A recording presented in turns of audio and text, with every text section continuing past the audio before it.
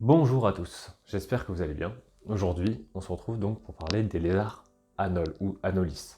Il y a plus de 400 espèces, je dis bien 400 espèces dans le monde, ce qui est assez énorme, à des niveaux plus ou moins différents, et dans des pays surtout en Amérique et aux Antilles.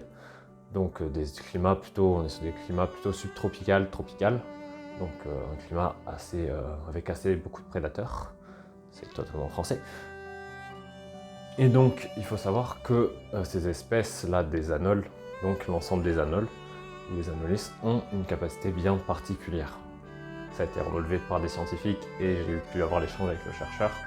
Il m'a bien confirmé que c'était l'ensemble des anolis qui respiraient sous l'eau.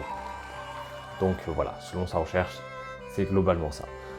En tant que tel, c'est un truc qui est quand même présent de respirer sous l'eau. À vrai dire, les anolis, donc, eux, ils tiennent 16 minutes. 16 minutes.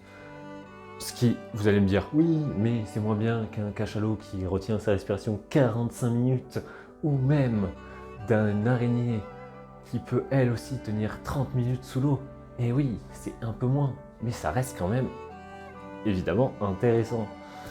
Et c'est ça qui a été fou, c'est que eux ils l'ont remarqué. Et d'ailleurs, je vais vous la mettre, c'est une vidéo qui a beaucoup circulé sur cette espèce, où justement il y a sa bulle d'air qui monte et qui descend. En effet, donc ce lézard, donc comme je l'ai dit, il avait sa bulle d'air, dans le sens où il utilise, en fait, il y a une espèce de placenta d'eau qui vient se placer entre son museau et je vous mets devant le point quand même, donc l'eau qu'il y a autour. Et en fait, ça va créer une bulle d'air. Et cette bulle d'air, ça va lui servir en fait de point de respiration, comme s'il avait des bulles d'air, comme vous jouez à Mario. Le lézard, il a sa bulle d'air.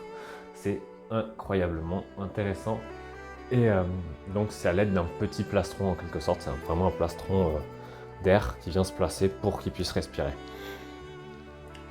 Donc, évidemment, vu qu'il y a de la diversité dans l'espèce, il y a aussi de la diversité dans l'utilisation de sa bulle d'air, ce qui est très très très important. Ça veut dire que, en tant que tel, l'anole, chaque anole va en fait avoir sa méthode de bullage d'air, on va dire ça comme ça. Je vais vous mettre le schéma qu'ils ont mis dans l'étude, où justement, en fonction de l'espèce, en fonction de toutes ces habitudes-là, en fait, l'espèce va respirer différemment. C'est-à-dire qu'il y en a qui vont respirer à l'aide de l'épiderme de repos juste au-dessus de la tête, donc il y aura une bulle d'air au niveau du museau et de la surface un peu plate qu'il y a donc du museau chez les anoles. Tandis que d'autres, la bulle d'air va se développer au niveau juste des narines, juste sur le côté, narine presque jusqu'au niveau de l'œil. Et il y en a une où c'est juste une bulle d'air qui est présente et ça lui permet juste de respirer comme ça.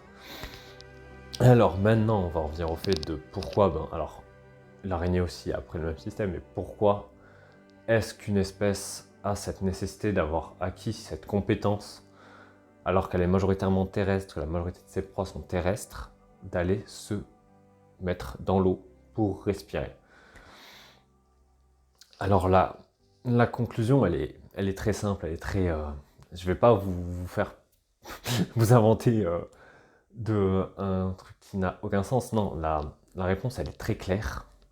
Tout d'abord, il y a une hypothèse qui est clairement pour fuir ses prédateurs. La majorité de tes prédateurs étant terrestres, quand la majorité de tes prédateurs sont terrestres, tu te casses, tu te vas dans l'eau, en fait tu préserves toute ta gène, tout ton génétisme pour survivre. Alors en soi c'est hyper bénéfique, de 1. De 2, t'es moins embêté parce que quand même il y aura un peu moins de prédateurs sous l'eau. Donc ça permet aussi déjà d'avoir une adaptabilité à la première problématique.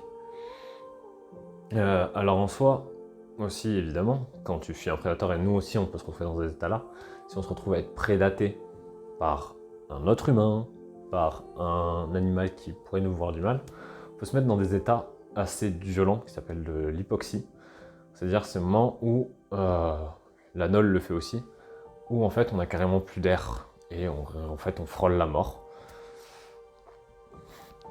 T'es dans la vie à tes risques et périls. C'est chacun sa vie, chacun en fait ce qu'il veut en faisant gaffe. pas... Voilà, hein. Faites gaffe. Donc en même temps, cette plongée elle permettrait aussi une autre chose, vu qu'il a ses prédateurs sur Terre et ses proies sur Terre, il peut avoir aussi de nouvelles proies dans l'eau.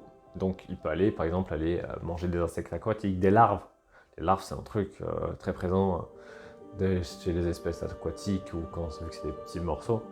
C'est une larve quoi, une larve en fonction de la taille, ben, tu peux t'y attaquer. Et donc c'est plus pratique. Et donc voilà, c'est tout pour cette infodump assez rapide du lézard Anolis. Alors au moment où je suis en train de tourner celle-là, je vous annonce que Suscrofa arrive petit à petit. Hein. Sur la prochaine vidéo, je compte, elle est en plein montage. Au moment où j'en parlerai, elle sera sur la table de montage. Là, c'était cette vidéo-là. Et ensuite, pour vous prévenir des vidéos à venir, il y a sûrement une vidéo qui va soit causer du